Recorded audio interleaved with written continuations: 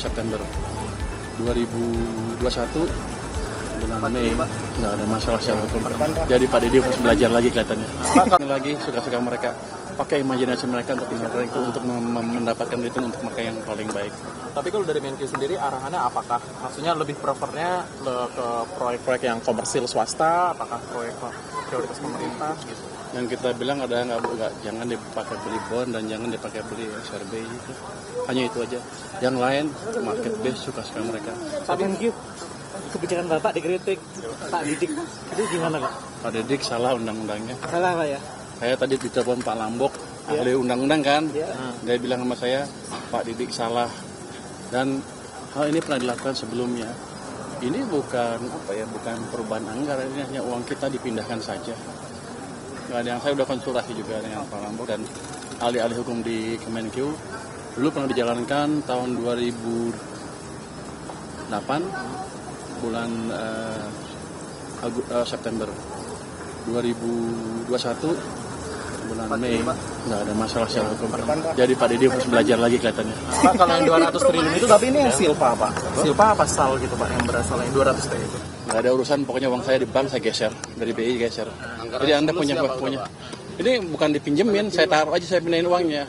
Seperti Anda punya uang di bank A dan bank B, Anda pindahin uangnya dari bank B ke bank A. Uang Anda tetap kan, bentuknya sama ya, tabungan apa-apa. Jadi nggak masalah, cuma pindah aja. Cuman karakteristiknya beda. Kalau bank sentral nggak bisa diakses oleh perekonomian dan perbankan. Kalau di bank biasa bisa diakses dan bisa menjebak dan bisa memberi stimulus ke perekonomian. Itu utamanya. Jadi banyak yang salah mengerti.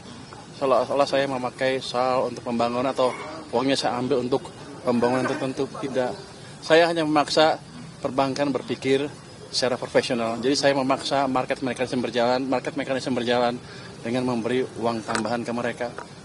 Jangan santai-santai aja jadi naruh uang di bank sentral, di obligasi, nggak ngapa-ngapain, enak banget.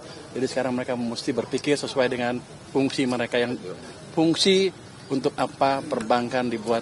Imbarannya siapa Pak yang pusing Pak? Katanya apa ya? Saya pikir semuanya pusing. Pak, kalau stimulus anggarannya dari mana aja, berapa sih Pak? Untuk stimulus yang terakhir kemarin diluncurkan, anggarannya berapa dan berapa yang udah di... Saya pikir yang paling besar kan yang 7 triliunan kan, yang untuk apa tuh? Saya lupa, 7 triliun untuk beras yang 2 kilo. Itu akan kita kasih 20 kilo ya, 2 kali 10, 2 bulan kali 10 kilo. Itu kan kasih 2 bulan pertama. Nanti kalau masih kurang kita kasih lagi. Pak, quotes of the day dong Pak untuk anak muda yang soal keuangan. Nah, apa quotes of the day? Nggak, yang ada baru lagi sedikit. Tadi saya izin ke Pak Presiden bulan depan saya akan mulai beredar di kementerian-kementerian yang besar yang penyerapan anggarannya belum optimal. Kita akan coba lihat, kita akan bantu. Saya akan kasih waktu sampai akhir bulan Oktober. Kalau mereka kita perkirakan nggak bisa belanja sampai akhir tahun, kita ambil uangnya. Jadi potong lagi nih Pak, Kita sebarkan ke program-program yang langsung siap dan berdampak ke rakyat. Saya nggak mau uang nganggur. Pak sudah diperhitungkan belum dari kerugian apa Itu mulai ngomong gitu.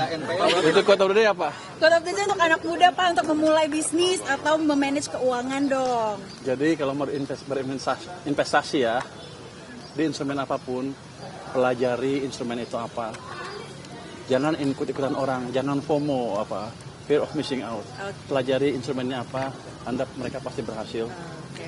Untuk cewek-cewek yang suka belanja Pak? Hah? Untuk cewek-cewek yang suka belanja? Belanja nggak apa-apa, belanja mau yang mahal, mau yang murah, tapi sesuaikan dengan kantong Anda sendiri.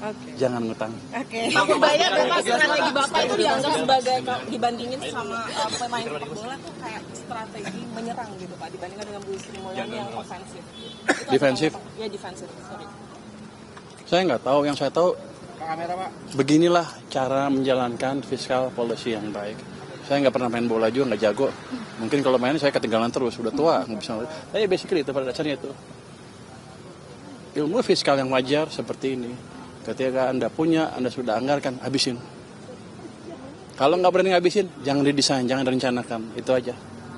Itu yang memastikan biar nggak NPL gimana Pak? Gimana untuk memacu kredit biar nggak non-performing loan gimana Pak?